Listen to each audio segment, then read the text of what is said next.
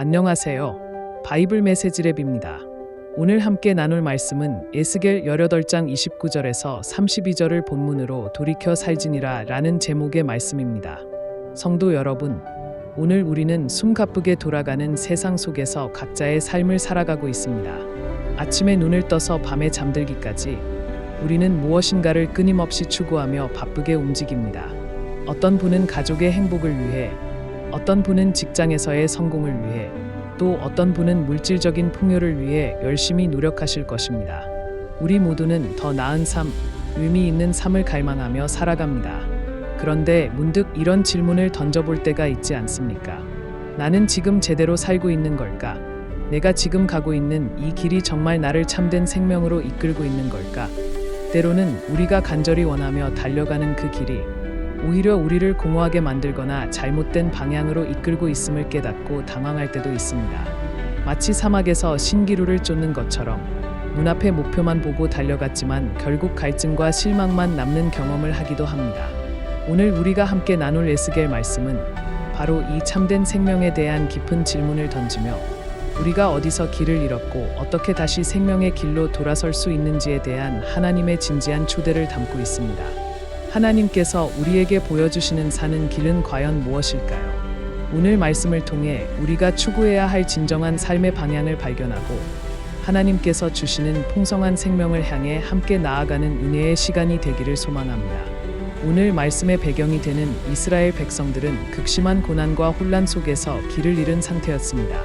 바벨론 포로라는 국가적 재앙 앞에서 그들은 깊은 좌절감과 분노에 사로잡혀 있었습니다. 그리고 자신들의 불행과 고통의 원인을 하나님께 돌렸습니다.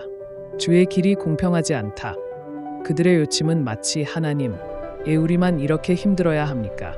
하나님이 정말 공평하시다면 이럴 수는 없습니다. 라고 항변하는 것과 같습니다. 그들의 눈에는 자신들이 겪는 현실이 너무나 부당하고 억울하게 느껴졌습니다. 그래서 하나님의 다스리심에 문제가 있다고 판단했습니다. 이것은 마치 운전 중에 길을 잘못 들어 헤매면서 내비게이션을 탓하는 것과 비슷합니다. 문제의 근본 원인이 자신에게 있음에도 불구하고 외부 요인 탓으로 돌리며 현실을 왜곡해서 인식하는 것입니다. 하나님께서는 이러한 이스라엘의 불평의 정면으로 맞서십니다. 나의 길이 어찌 공평하지 아니하냐? 그리고 곧이어 날카로운 질문을 던지십니다. 너희 길이 공평하지 아니한 것이 아니냐? 이 질문은 우리의 가슴을 찌릅니다. 너희가 지금 걷고 있는 그 삶의 방식, 너희의 선택과 행동들이야말로 생명에서 벗어난 잘못된 길이 아니냐? 라고 물으시는 것입니다. 참된 생명의 길을 찾기 위한 첫걸음은 바로 이것입니다.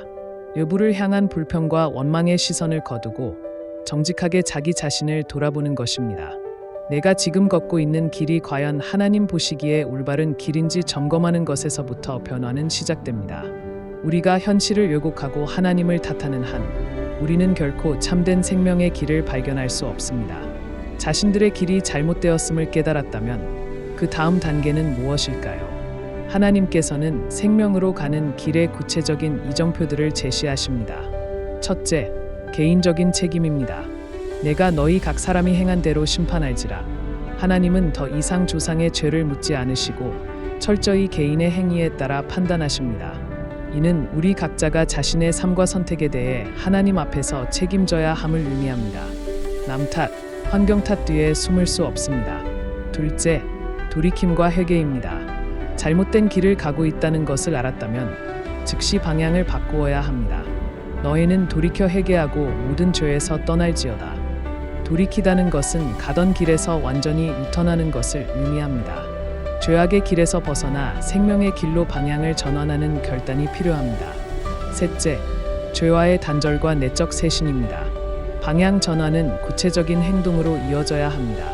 너희가 범한 모든 죄악을 버리고 과거의 잘못된 습관, 불의한 관계, 하나님을 멀리하게 했던 모든 것들을 과감하게 버려야 합니다. 더 나아가 마음과 영을 새롭게 할지어다 라고 명령하십니다. 이는 단순히 행동을 수정하는 차원을 넘어 우리의 생각과 감정, 유지 자체가 근본적으로 변화되어야 함을 의미합니다.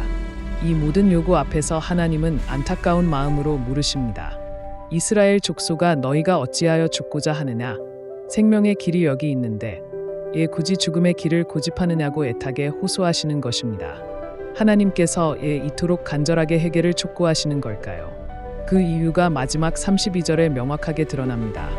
나는 죽을 자가 죽는 것도 기뻐하지 아니하노니 이것이 하나님의 진심입니다. 하나님은 결코 우리가 죄 가운데서 멸망하는 것을 기뻐하지 않으십니다. 하나님의 본심은 심판이 아니라 생명입니다. 하나님의 기쁨은 우리가 죄의 길에서 돌이켜 하나님 안에서 참된 생명을 누리는 데 있습니다.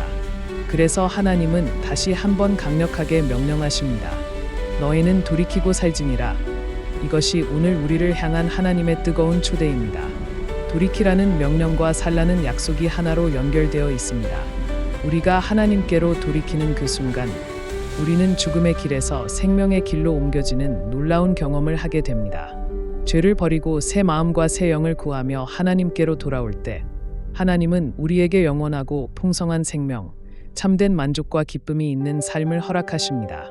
성도 여러분, 우리는 오늘 참된 생명으로 우리를 초대하시는 하나님의 음성을 들었습니다. 우리는 어쩌면 그동안 세상이 말하는 성공이나 쾌락을 좇으며 그것이 사는 길이라 착각했을지도 모릅니다. 그러나 하나님께서는 우리의 길이 잘못되었을 수 있음을 깨닫게 하시고 죄악된 길에서 과감히 돌이켜 떠나라고 말씀하십니다. 그리고 낡고 병든 마음과 영 대신 하나님 안에서 새 마음과 새 영으로 변화되라고 촉구하십니다. 왜냐하면 하나님은 우리가 죽는 것을 결코 원치 않으시고 우리가 참된 생명을 누리며 살아가기를 그 누구보다 간절히 바라시기 때문입니다. 너희는 돌이키고 살지니라. 이 하나님의 간절한 초대에 오늘 우리는 어떻게 응답하시겠습니까? 혹시 아직도 삶의 공허함 속에서 방황하고 있다면, 잘못된 길임을 알면서도 벗어나지 못하고 있다면 오늘 이 시간 하나님께로 돌이키십시오. 여러분의 죄와 허물을 정직하게 고백하고 버리십시오. 새 마음과 새 영을 달라고 간절히 구하십시오.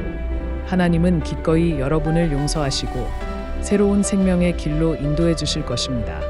우리 모두 돌이켜 사는 복된 삶을 누리게 되기를 주님의 이름으로 간절히 축원합니다. 함께 기도하겠습니다. 생명의 근원 되시는 하나님 아버지, 오늘 저희에게 참된 생명의 길이 무엇인지 말씀으로 깨닫게 하시니 감사합니다. 세상의 헛된 것을 쫓아 방황했던 저희의 어리석음을 용서하여 주시고 죄악된 길에서 온전히 돌이키는 결단을 허락하여 주옵소서. 저희의 굳은 마음과 병든 영을 새롭게 하사 날마다 주님 안에서 참된 생명을 누리며 살아가게 하옵소서. 돌이키고 살지니라는 주님의 초대의 기쁨으로 응답하며 나아가는 저희 모두가 되게 하여 주시옵소서. 예수 그리스도의 이름으로 기도드립니다. 아멘.